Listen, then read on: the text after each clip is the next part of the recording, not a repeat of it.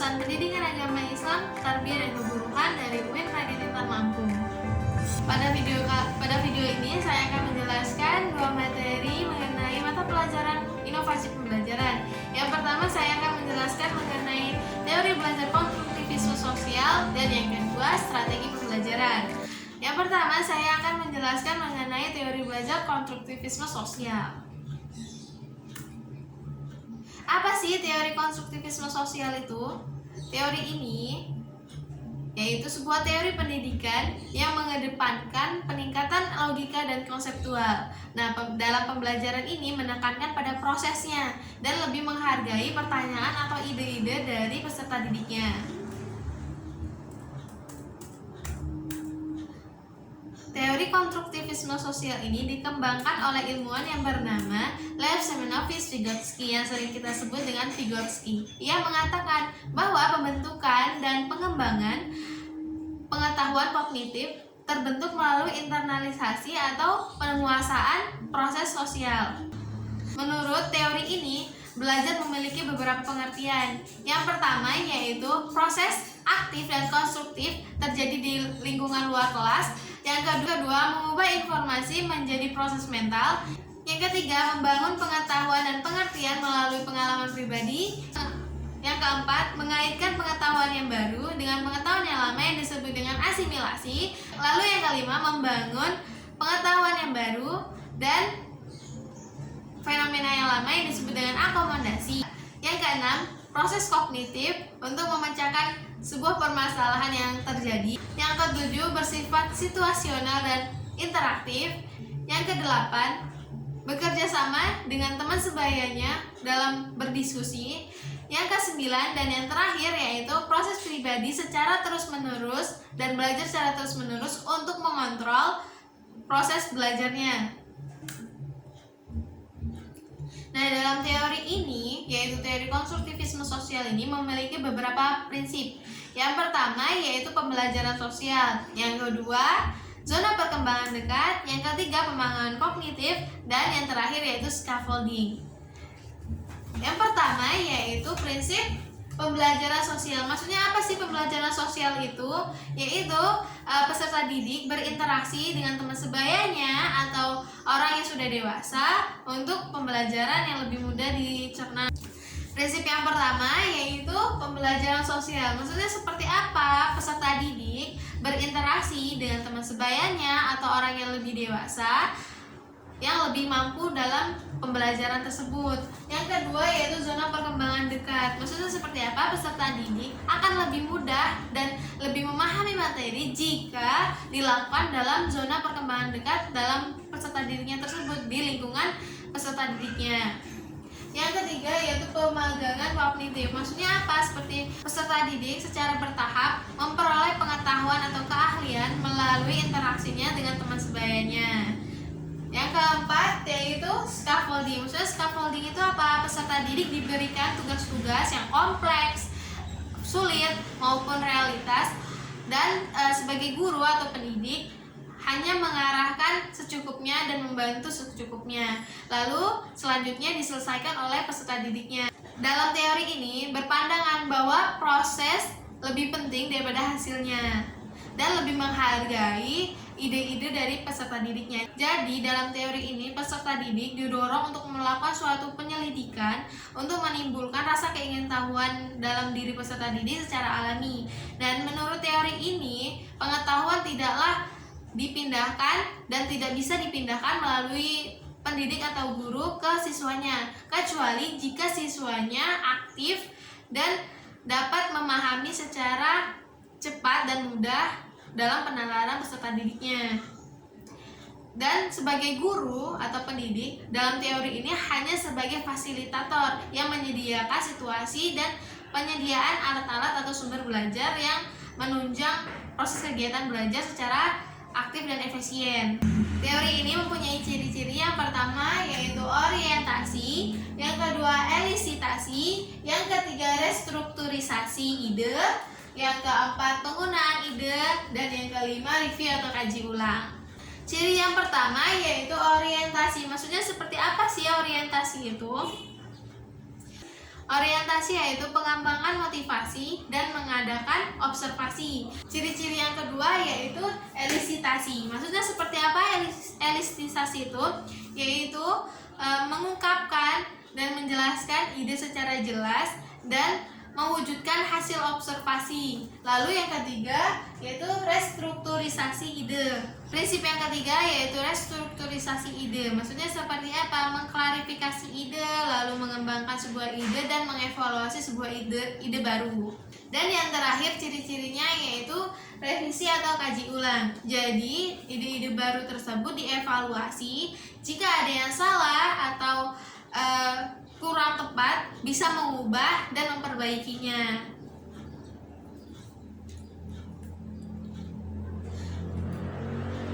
Dalam teori konstruktivisme sosial ini memiliki kelebihan dan kekurangannya. Yang kelebihannya yaitu peserta didik terlibat langsung dalam membentuk pengetahuan yang baru. Lalu yang kedua, peserta didik aktif berpikir untuk memecahkan suatu masalah yang dikerjakannya atau yang dialaminya. Lalu yang terakhir, peserta didik terlibat langsung dan aktif dalam mengembangkan pengetahuan tersebut dan memahaminya secara jangka waktu yang lama, yaitu mengenai kekurangan dari teori konstruktivisme sosial. Yang pertama, pendapat peserta didik yang berbeda-beda. Iya, karena apa? Karena teori ini mengedepankan pertanyaan atau ide-ide dari peserta didiknya. Jadi di antara peserta didiknya, dari peserta didik yang satu maupun yang lainnya memiliki berpikir yang berbeda-beda dan memiliki ide-ide yang berbeda. Jadi menimbulkan pendapat peserta didik yang berbeda-beda. Lalu kelemahan yang kedua yaitu waktu yang relatif lama. Dalam teori konstruktivisme sosial ini kan dalam mementingkan prosesnya kan. Nah, dalam prosesnya itu memerlukan waktu yang lama untuk menghasilkan pembelajaran yang efektif seperti itu. Lalu yang terakhir, kondisi atau lingkungan yang belajar. Lalu yang terakhir, kekurangannya yaitu kondisi dan lingkungan belajarnya. Ya, karena teori konstruktivisme sosial ini jika dilakukan dalam kondisi atau situasi yang kurang tepat tidak efisien dalam proses kegiatan belajar mengajarnya. Selanjutnya saya akan menjelaskan mengenai strategi pembelajaran. Nah, apa sih strategi pembelajaran itu? Yaitu suatu pembelajaran yang harus dikerjakan guru dan peserta didiknya agar tujuan pembelajaran dapat dicapai secara efektif dan efisien. Dalam strategi pembelajaran ini mempunyai banyak bentuk dan macam-macam strategi pembelajaran. Saya akan menjelaskan beberapa strategi pembelajaran yang sering digunakan. Yang pertama yaitu pembelajaran langsung atau direct instruction. Yang kedua, pembelajaran tidak langsung atau indirect instruction. Yang ketiga, pembelajaran interaktif. Yang keempat, pembelajaran eksperiensial. Dan yang kelima, pembelajaran materis serta belajar tuntas, lalu belajar partisipatif. Saya akan menjelaskan satu-satu strategi pembelajaran yang ada di depan sini. Strategi yang pertama yaitu pembelajaran langsung atau direct instruction. Nah, dalam strategi ini posisi guru atau pendidikan sebagai sumber belajar dan secara efektif bisa untuk membentuk keterampilan secara bertahap. Tapi kelemahan dari strategi pembelajaran langsung ini, kelemahan dari strategi ini yaitu tidak bisa mengembangkan sebuah pengetahuan atau proses dan sikap yang diperlukan untuk berpikir kritis oleh peserta didiknya. Kelemahan dari strategi ini yaitu tidak bisa mengembangkan pengetahuan peserta didiknya secara berpikir kreatif atau kritis dan tidak bisa untuk dilakukan bekerja sama secara kelompok. Strategi yang kedua yaitu pembelajaran tidak langsung atau indirect instruction. Nah, dalam strategi ini kebalikannya dari tadi strategi yang langsung. Nah, strategi pembelajaran tidak langsung ini peserta didik berperan aktif sedangkan guru hanya sebagai fasilitatornya saja. Yang kedua yaitu strategi pembelajaran tidak langsung atau indirect instruction. Nah, ini strategi ini kebalikannya dari strategi langsung.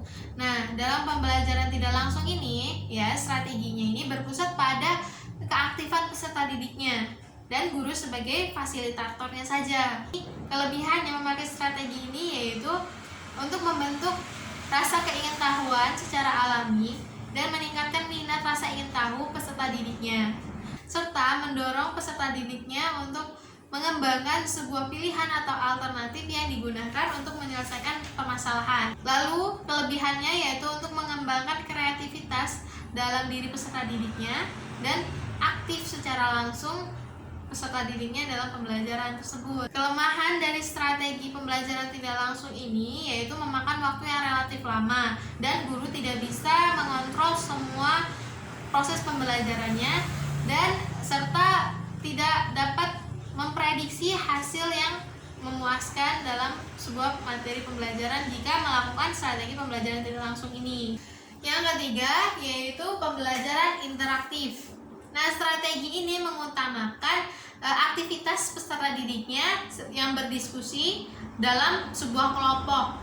Jadi guru harus menyiapkan sebuah tugas atau permasalahan, lalu menentukan jumlahnya dan menjelaskan mengenai proses pelaporan dari hasil diskusi peserta didiknya, seperti itu.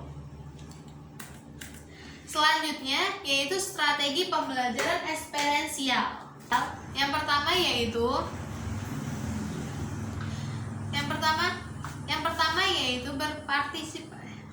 peserta didik berpartisipasi dalam sebuah aktivitas.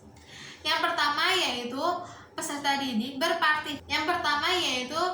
didik berpartisipasi dalam sebuah aktivitas. Yang kedua yaitu peserta didik melakukan refleksi atau mengingat dan menganalisis sebuah kegiatan yang baru saja mereka lakukan atau aktivitas yang mereka lakukan. Peserta didik memperoleh sesuatu yang bermanfaat dalam menganalisis sebuah aktivitas yang mereka lakukan. Yang keempat yaitu peserta didik menerapkan hasil belajar dalam segala situasi atau situasi yang baru. Nah, strategi ini yaitu strategi pembelajaran eksperensial digunakan untuk mengembangkan pengetahuan dan memori jangka panjang peserta didiknya. Yang kelima yaitu strategi pembelajaran mandiri. Nah, dalam strategi ini pengembangan inisiatif peserta didiknya dilakukan secara individual dan menimbulkan rasa percaya diri dari peserta didiknya. Nah, strategi ini digunakan untuk peserta didiknya dalam memutuskan sebuah permasalahan atau keputusan dari sebuah permasalahan tersebut. Strategi pembelajaran mandiri ini digunakan untuk mengembangkan kemampuan peserta didiknya dalam membuat suatu keputusan yang bertanggung jawab dan bermanfaat bagi dirinya dan orang lain. Lalu guru harus menyiapkan sebuah pembelajaran atau sumber belajar secara mandiri seperti modul, buku tulis, buku cetak, LKS, dan lain sebagainya untuk menunjang pembelajaran mandiri secara efektif dan efisien bagi peserta didiknya.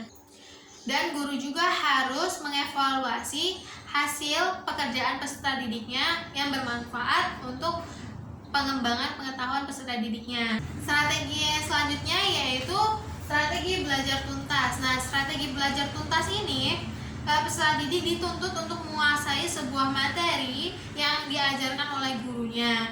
Lalu evaluasi dilaksanakan setelah selesai suatu kegiatan yang dilakukan oleh peserta didiknya.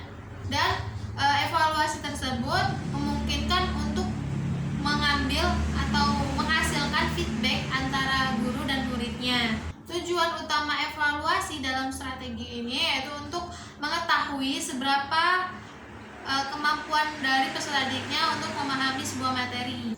Yang terakhir yaitu strategi pembelajaran partisipatif. Nah, dalam strategi ini melibatkan peserta didik dalam perencanaan, pengembangan, dan evaluasi pembelajaran. Jadi dari awal sampai akhir proses pembelajaran itu harus dilibatkan oleh peserta didiknya secara langsung. Prinsip yang pertama yaitu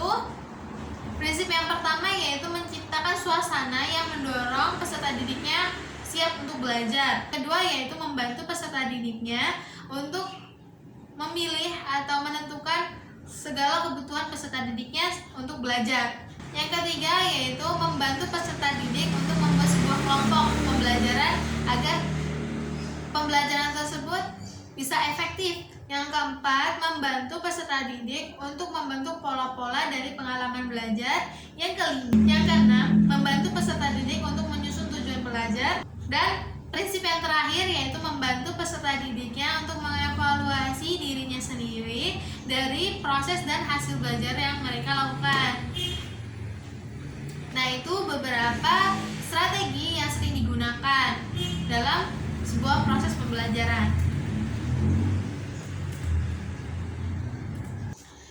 Nah, apa sih manfaat dari strategi pembelajaran ini? Yang pertama yaitu memudahkan dalam berkomunikasi antara pendidik dan peserta didiknya dalam sebuah proses pembelajaran. Jadi, apa yang guru sampaikan sebuah materi kepada peserta didiknya, nah peserta didiknya ini dapat mudah memahami sebuah mata pelajaran yang dipelajari dan yang diterangkan oleh gurunya. Lalu manfaat yang kedua yaitu memudahkan guru dalam mengadakan penilaian.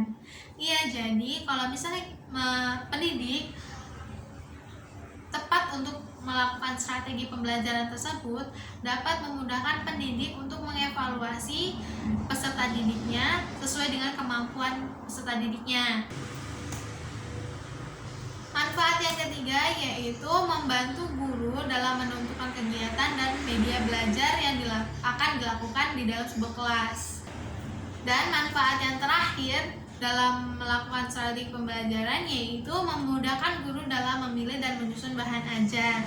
Ya, jadi sebelum pembelajaran itu dilakukan, guru harus mempersiapkan bahan ajarnya, sumber belajarnya, dan menyusun strategi yang tepat agar peserta didiknya dapat menangkap dan memahami secara mudah materi yang akan disampaikan oleh gurunya. Itulah penjelasan saya mengenai teori belajar konstruktivis